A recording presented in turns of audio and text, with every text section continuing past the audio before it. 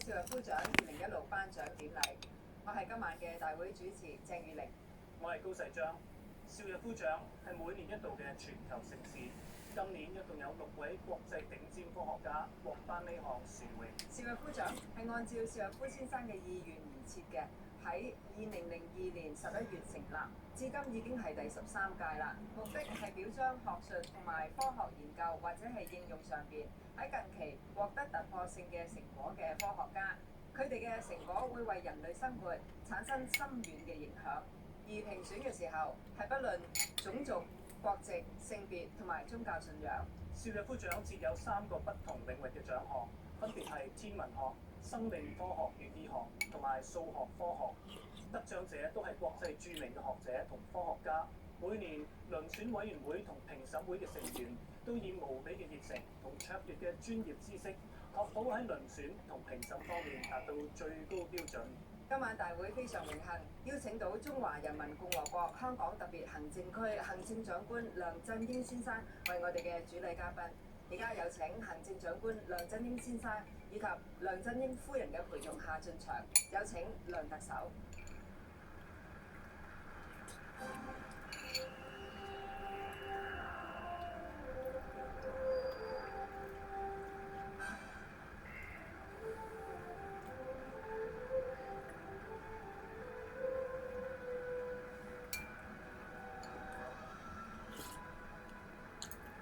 跟住有請本年度嘅得獎者進場。首先係少日夫天文學獎得獎者，今年一共有3位。第一位係 Professor Ronald W.P. Driver 羅內爾特·德雷佛教授，好可惜佢未能夠親身到場。依家有請第2位少日夫天文學獎得獎者 Professor Kip S. Thorne 基普索恩教授進場。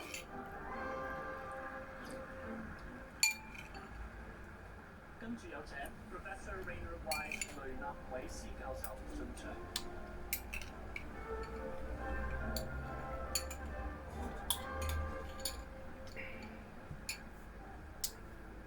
而本年度獲得少日夫生命科學與醫學獎嘅得獎者一共有2位。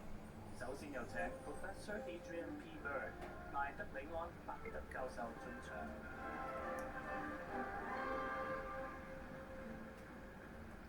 之後有請 Professor Huda Y. Zogby 胡達·佐格比教授進場。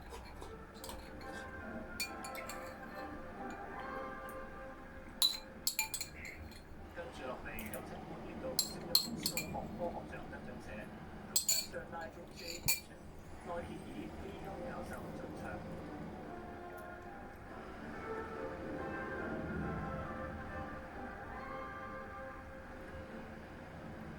歡迎咁多位得獎者，而家我哋有請少日夫獎評審會主席簡悅威教授為大家致辭。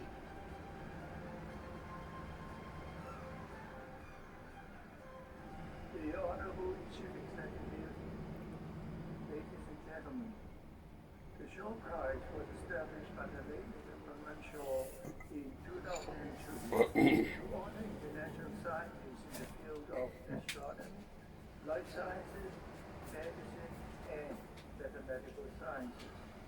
Since the first prize was awarded in 2004, many Shaw Prize laureates have gone on to gain recognition of other prestigious international awards, including the Nobel Prize. In astronomy, as LIGO found that the initial contributions of Ronald Driver, Kip Thorne, and Rainer Weiss are widely credited to the project's success. In life science medicine, Adrian Byrd demonstrated how chemical modification of the DNA showed that gene mutation in these proteins lead to the Rett syndrome and other neurologic disorders. Mathematical Sciences 2016 is awarded to Nigel Hitchens for his far-reaching contribution to geometry, representation theory, and theoretical physics. We are indebted to the selection committee for selecting these laureates. Thank you. 唔該晒簡教授。跟住有請邵逸夫天文學獎遴選委員會主席 Professor Peter Goldbright 彼得高里教授為大家致辭。Lady Shaw, distinguished guests, the Shaw Prize in Astronomy for 2016 is awarded to Ronald Drever, Kip Thorne, and Raina Weiss. Regrettably, Ronald Drever is unable to join us, but we are happy to have his nephew, John Drever, representing him. Drever, Thorne, and Weiss were the primary figures responsible for conceiving and designing the laser interferometer gravitational wave observatory, also known as LIGO. LIGO's recent direct detection of gravitational waves represents the first probe of physics in the limit of strong 世界杯的比赛正在如火如荼地进行之中。2026年美加墨世界杯是世界杯历史上首次由3个国家联合举办的唔該晒，高里教授。之後我哋有請前日夫生命科學院學長、遴選委員會主席 Professor Randy W. Chapman、蘭尼舒卡文教授為大家致辭。88%。美加墨世界杯在这3个国家的16座城市举办，分别是美国11座、加拿大2座和墨西哥3座。美加墨世界杯也是世界杯历史上首次，参赛队伍扩容至48支球队，比赛数量从64场增加到104场，广大球迷可以大饱眼福了。如今，美加墨世界杯的小组赛已经结束，32强球队已经产生，其中不乏巴西、德国、阿根廷等传统足球强队，同时也有黑马的杀出。今年世界杯黑马成色，最高的当属佛得角。佛得角首次参加世界杯就小组出线进入淘汰赛，下一轮他们将会对阵卫冕冠军阿根廷队。这匹黑马的成色怎样，能否惊艳世界？让我们拭目以待。对于很多人来说，如果不是这次世界杯，都不知道世界上还有一个国家叫佛得角。今天我们就来聊聊佛得角班地理概况。佛得角是佛得角共和国的简称，是一个非洲国家，但是并不在非洲大陆上，而是位于非洲西北部的大西洋上。佛得角位于北大西洋中部，北纬15度至17度，地处热带地区，西经22度至25度之间，属于西半球，往东与非洲西部的毛里塔尼亚、塞内加尔和冈比亚等国隔海相望。佛得角共有10个岛屿组成，国土面积约为4033平方千米，比我国上海市的面积还小。佛得角10个岛屿中最大的岛屿是圣地亚哥岛，面积约为991平方千米，该岛生活着全国56%的人口。首都布拉亚就位于该岛上。佛得角是一个国土面积不大的群岛国家，所以全国的总人口也很少。佛得角总人口约为50万人，可谓是小国寡民。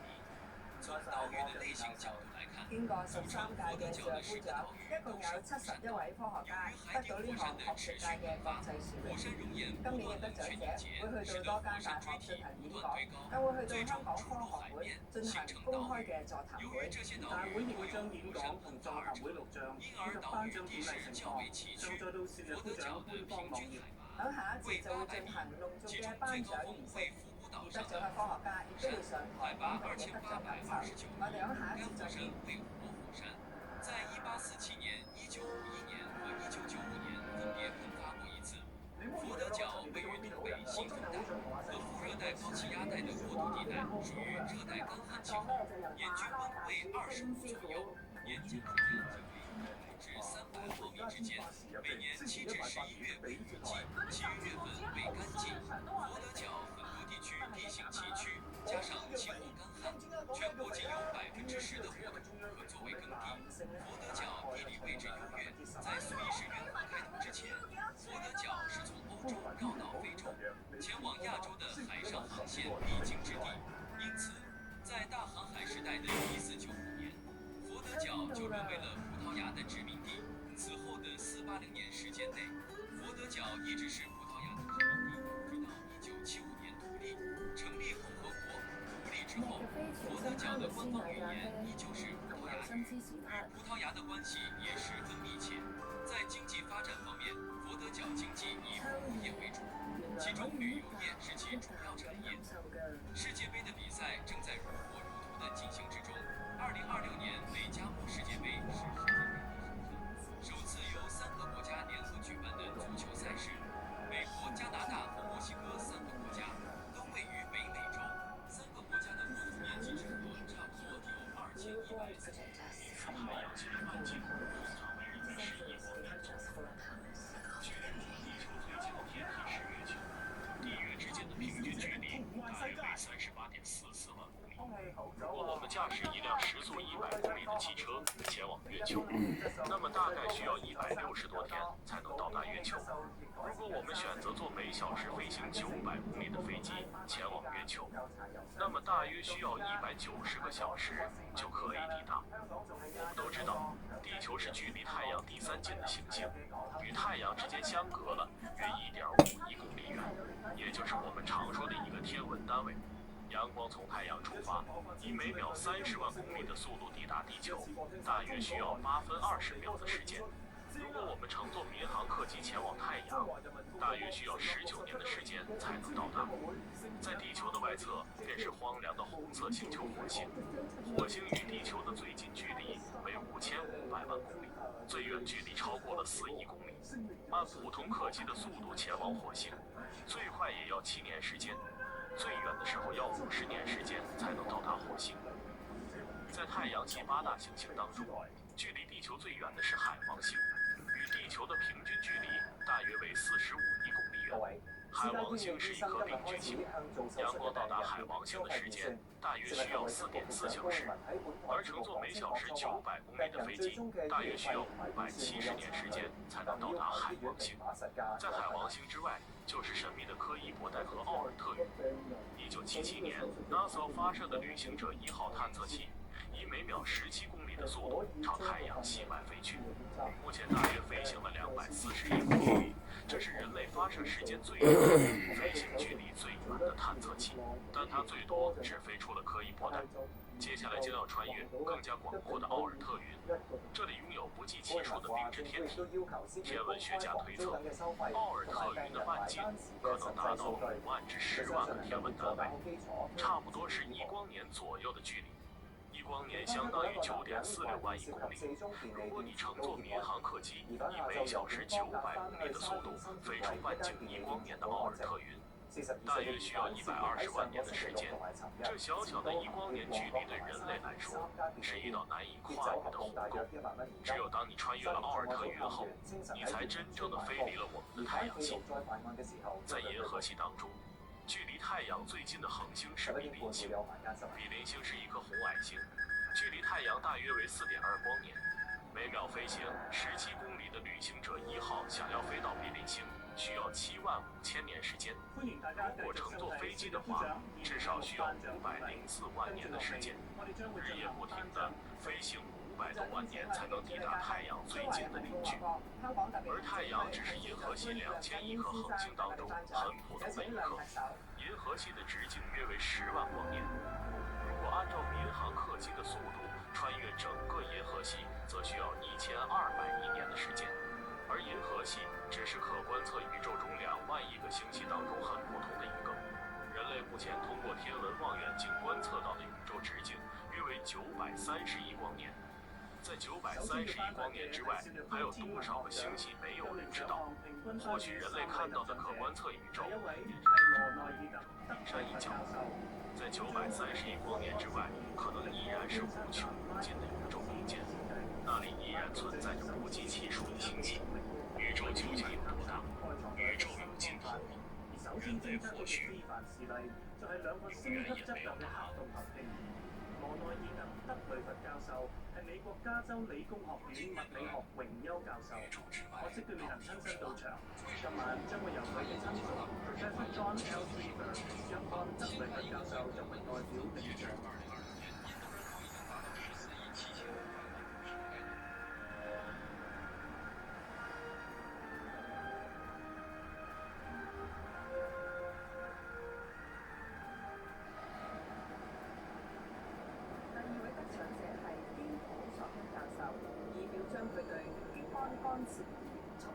觀測站 LIGO 嘅構思同設計。LIGO 最近首次直接觀察到重力波，為天文探索開創咗一個新方法。而首先探索到嘅非凡事例，就係兩個星級質量嘅黑洞合併。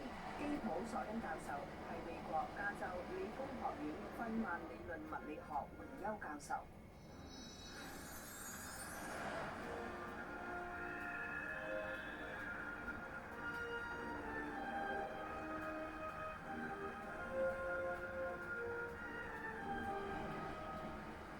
第三位係雷納韋斯教授，以表彰佢對激光干涉而重力波觀測站 LIGO 嘅構思同設計。LIGO 最近首次直接觀測到重力波，為天文探索開創咗一個新方法。而首先偵測到嘅非凡事例，就係兩個星級質量嘅黑洞。雷納韋斯教授係美國麻省理工學院物理學榮休教授。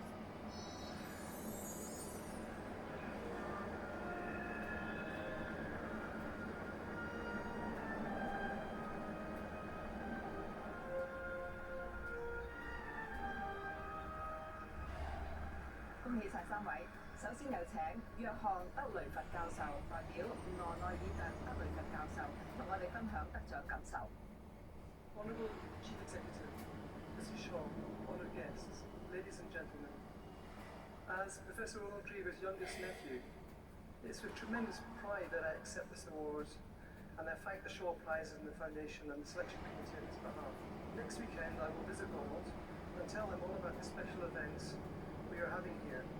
I particularly look forward to delivering this prestigious award to him, which I'm sure he'll wear with pride. Thank you. 唔該晒德雷佛教授，跟住有請基普薩恩教授同我哋分享下佢嘅得獎感受。Honourable Chief Executive, Mrs. Shaw, colleagues and friends of science. It's a huge honour to share this Shaw Prize in Astronomy with Rainer Weiss and Ronald Drever for conceiving and designing LIGO.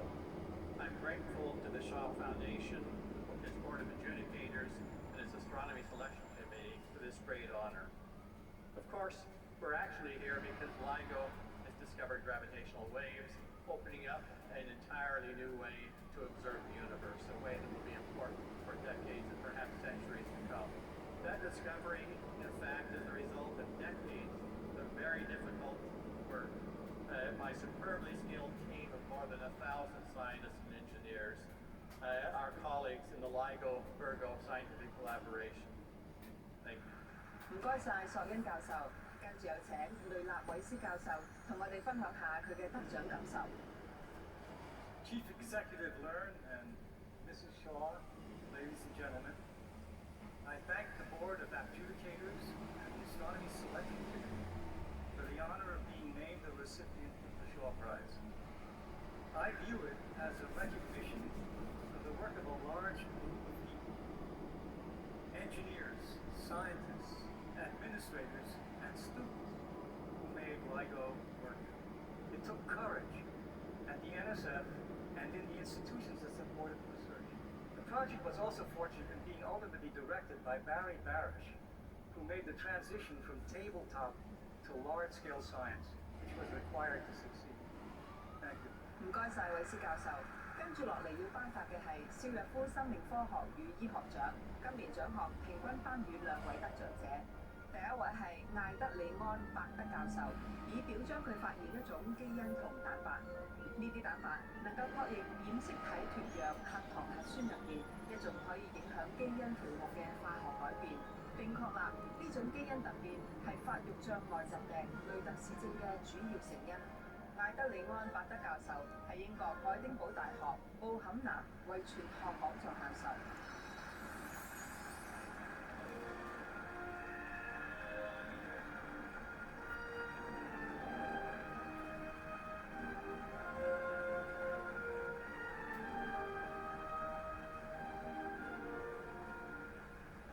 第二位得獎者係胡達佐格比教授，以表彰佢發現一種基因型蛋白。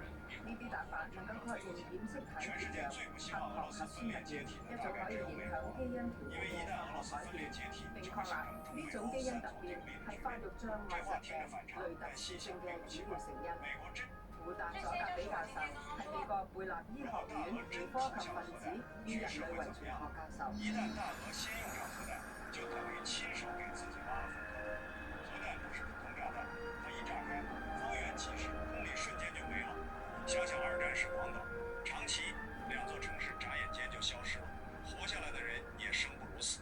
这就是核武器的可怕之处。核按钮这东西，平时像电影里的道具，真要摆到现场，纸桌面上，连空气都会发紧。俄乌冲突打到2026年6月，已经4年多，战场上导弹、无人机、远程火力轮番登场，可最吓人的词还是那个字核。有人觉得核弹一响，所有人立刻跪下谈判，战争马上翻篇。这个想法听着很爽，实际很危险。核武器不是加大号炸弹，更不是战场上的万能遥控器。它一旦被用于实战，炸开的不只是目标区域，还有2战后人类勉强守住的那条底线。广岛、长崎的惨剧早已说明问题。核爆带来的不是简单的轰一声，而是城市毁灭、医疗瘫痪，幸存者长期受创，后代阴影难散。常规武器再可怕，也还在战争规则里打转。核武器一出场，规则本身就被掀翻了。俄方近年确实不断强化核威慑口径。2024年，俄罗斯批准新版核威慑国家基本政策，扩大了核威慑适用范围，还把某些常规攻击无人机和导弹袭击纳入可能触发核回应的情形。到了2026年，美俄之间最后一项战略核武器限制条约到期，国际核军控环境更紧张。全局求战略稳定少了一道硬栏杆，可栏杆杆少了，不代表谁就能开车往悬崖冲。俄罗斯真要先用核武，第一反应不会是世界集体安静，而是全球一起变脸。哪怕一些国家矛盾再多，也很难接受有人把核禁忌拿来当战术工具。因为今天有人敢在乌克兰战场试一次，明天别的地区就可能有人照着学。到那一步，俄罗斯会先失去道义位置，原本还能把冲突说成安全关切、地缘博弈、北约东扩压力。一旦核弹落地，所有解释都会被蘑菇云盖过去。国际社会看见的只会是一个核大国在局部战争中率先越线。这种标签不是贴纸撕不下来，经济账也不清。核武器一旦实战使用，能源、粮食、金融市场都会剧烈震荡，保险公司会发抖，航运企业会加价，投资者会撤退，普通人买油买粮都可能跟着遭殃。战场上的一颗核弹，最后会变成全球账单，谁都别想装作没看见。军事上也未必如某些人想的那么灵。核爆能摧毁阵地，却不能自动换来和平；能制造恐惧，却不能制造服从。对手可能被迫改变打法，也可能得到更多外部支持。北约不一定直接核报复，但情报制裁、常规军事援助、外交围堵很可能全面升级。俄罗斯想靠一颗核弹结束战争，结果可能是把战争拖进更深的泥潭。更麻烦的是核扩散，许多中小国家会重新算账。如果无核国家在冲突中受核威胁，那不拥核是不是反而更危险？这个念头一旦蔓延，国际不扩散体系就会漏风。到时候世界不是多1、2个麻烦点，而是多出一大片火药桶，谁家院子都不安全。中国在这件事上的态度一直很清楚，核武器用不得，核战争打不得。这个表态看似朴素，其实很有分量。它不是跟着谁喊口号，也不是帮谁站台，而是在大国冲突最容易失控的时候，把刹车踩住真正负责任的大国。靠的不是嗓门大，而是能在风高浪急时稳住方向。俄乌冲突已经让欧洲安全格局变形，也让全球供应链和能源市场吃了不少苦头。继续拿核武器吓人，只会让局势更乱。战争终究要回到谈判桌，哪怕这张桌子现在还摇摇晃晃，也比把核按钮当筹码强得多。核弹不是胜利按钮，而是灾难按钮。谁先按下去，谁就不是赢了面子，而是把自己推到全人类对立面。大国真正的底气，不是敢不敢掀桌子，而是能不能守住桌子不翻。俄乌战场再复杂，核红线也不能被试探，因为这条线一断，输掉的就不是某一场战争，而是整个人类的安全感。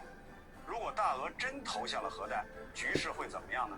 一旦大额先用上喺度多核彈，謝就各位學者等於親手與會員給自己嚟到香港出席少尉夫長2016頒獎典禮。少尉夫長舉辦至今已經係13屆啦。從少尉夫長嘅成立以至推動發展方面，我哋必須要多謝兩位好重要嘅人士，佢哋分別就係馬林教授以及楊振寧教授。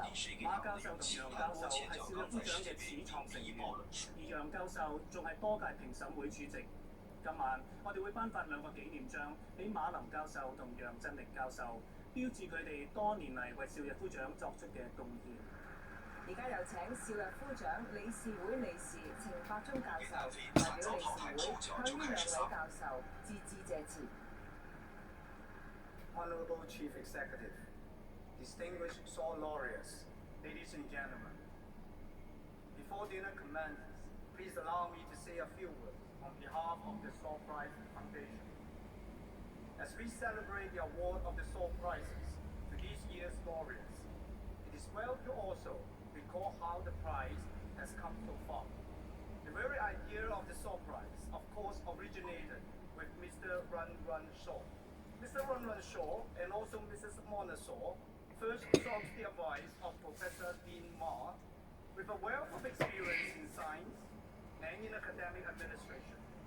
Professor Marr was the promoter of the preparatory committee of the Saw Prize between 2002 and 2003. Was also a founding member of the Saw Prize Council. Mr. Saw and Professor Marr brought on board Professor Channing Yang. It was upon Professor Yang's advice to the council, in particular that the 3 subjects were selected.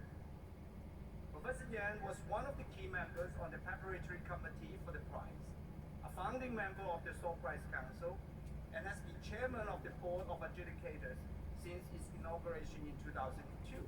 On this occasion, the Saw Prize Foundation wishes to recognize their immense contributions. And Mrs. Mona Saw will present souvenirs to these 2 founding members. 多謝程教授。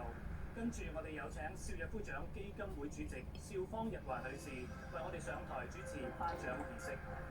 首先接受嘅係馬林教授，可惜佢唔能夠親自到場，會由佢嘅夫人代表接受。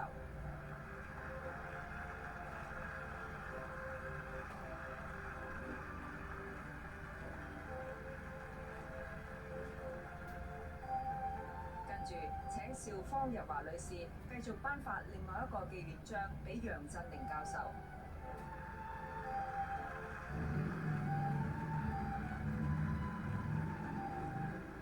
嚟到呢一刻，少尉夫長2016頒獎典禮亦都要圓滿結束啦。喺度再次恭喜6位得獎嘅科學家，亦都多謝佢哋同我哋分享得獎嘅感受。另外，亦非常多謝主禮嘉賓行政長官梁振英先生嘅莅臨，以及各位評審同少尉夫長基金會各位成員嘅支持，令到今晚呢個頒獎典禮能夠順利舉行。科學研究係蘊藏住無限嘅可能性，我哋期待住出年嘅頒獎典禮能夠再次見證更多卓越嘅科研成果，同埋表揚更多傑出嘅科學家。我哋明年再見，晚安。拜拜。